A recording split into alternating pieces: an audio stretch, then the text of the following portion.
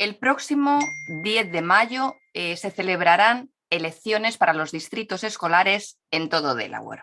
Desde las 7 de la mañana a las 8 de la tarde, los polls estarán abiertos. Y vamos a entrevistar en el día de hoy a uno de los candidatos, en concreto al que se presenta por Red Clay. Este distrito escolar cuenta con numerosísimos estudiantes hispanos.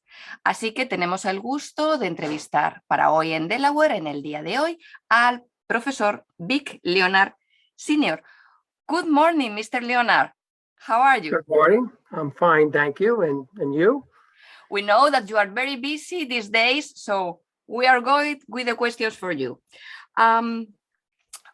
What are your reasons to running for a position at the school district of Red Clay?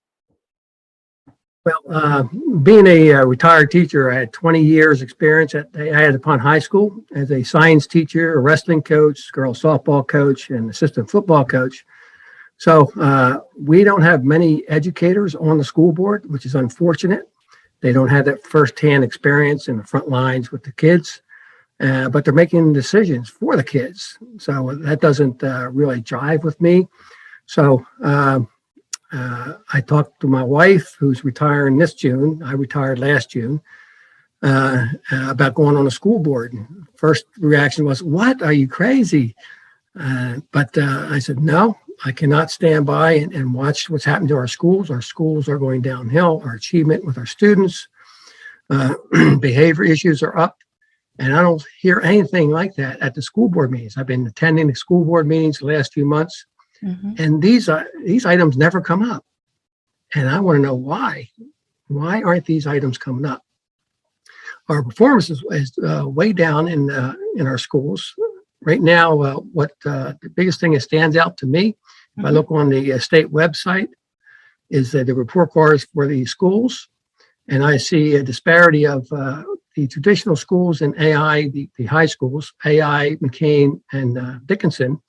They have an average 85% graduation rate. But for career readiness and college readiness, 36%. That does not compute. How can you have 85% of your kids graduating and only 36% of them are ready for college or a career? So I want to know, one, are the metrics right? Are we measuring the right thing? Two, if we are, then we need to come up with a plan, to bring those closer together. You see some of the other schools, like the charter schools, they do very well, and I'm all for charter schools. But they're 100% graduation rate with 98% career readiness. So you see there's a big disparity between the schools right now, at least the high schools. I know it's in the middle schools also.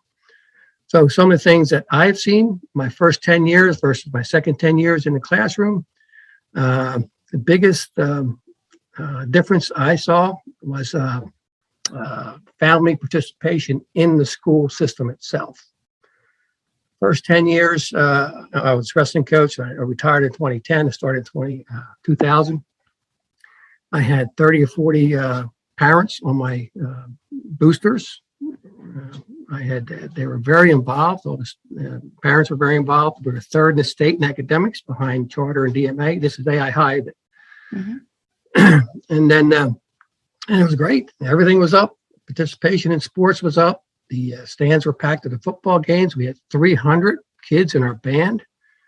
And now I came out of retirement. They asked me to come out of retirement in 2018 to help with the wrestling team. I had zero parents in the boosters. The stands at the football games are less than a third.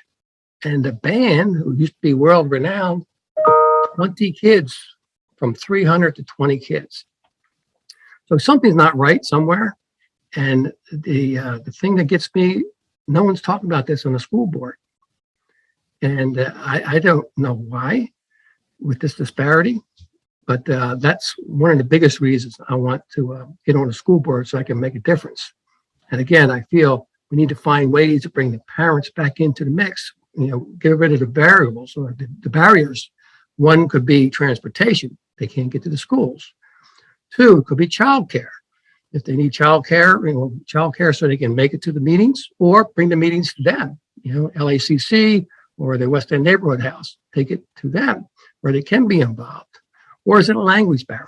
Whatever it is, we need to get over it and get these folks back into the mix. I think that's the missing part of the puzzle, parental involvement. I'm sorry, I'm passionate about this, so I'm rambling on, but it's in my heart, and I need to do something about it. That's why I'm coming out of retirement. Totally understand. It's my understanding that you were a very popular teacher, even you were as teacher of the year. So you know very well many of the problems that you mentioned before. Well, you talk about problems. Now we would like to talk about solutions. What are you bringing to the table? I'm bringing my 20 years experience as a coach and a teacher. I have a lot of my students were from the city. So, my upbringing was in a low-income neighborhood. I was number 11 of 12 children, high crime area. Several of my brothers were killed early in my life, shotgun blasts and things like that. So when my students came up to me in the classroom, they started showing me their bullet wounds, came in here, went out here, because they confided in me because we had a lot in common with our upbringing.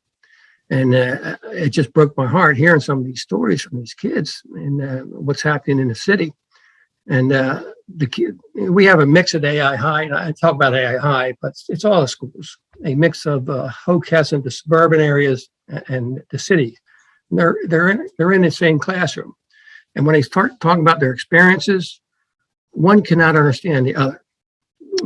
For instance, if I talk about an environmental class, environmental science, well, down the beach, we're having this going on, and this happens if you head down Route 1, and the city kids go, well, where's that? What's the beach? They've never been out of the city, which is crazy. Last year, we took several of our wrestlers to camp. It's the first time they've been out of the city. We took them up to Kutztown University in the Lehigh Valley, and they've never seen a live cow. They've never seen an Amish person, and they're like, what is that? Why do people live like that, the Amish? And it just brings home just how isolated some of our kids are. They don't get those experiences other kids do. And the suburban kids just go, what? You've never been to the beach? You've never been this? They can't understand it, can't fathom that. And you don't have that empathy. But I do, because I've been hearing it for 20 years. And we need to reach out to these kids and give them what they need. And right now, a lot of these kids aren't college bound. They don't want to go to a 4-year school. So when they reach high school, they say, well, when I'm 18, I'm going to drop out. And when I was in the school, I pulled them out of the hallway, talked to them, and brought them back into the mix, but I'm not there anymore. This way I can get back in and make a difference. So what I want to propose is some career pathways, increase career pathways at our traditional high schools. Because right now it's not a competition. We say, oh, it's choice. You have choice, right? But it's not a choice. If you look on and see the disparity in graduation rate and career readiness, and I'm a parent coming into this area, I'm going to go, wow, I'm not sending my kid there. I'm going to go over here, right? So it's not a true choice. We need to bring our traditional schools back where they were, so they are competitive, and it is a true choice here or there. It's not like night or day. It's like, well, maybe here they have good programs here, good programs here. But collaborating with the businesses in the area, municipalities, firefighters. I know I talk a lot about renewable energy.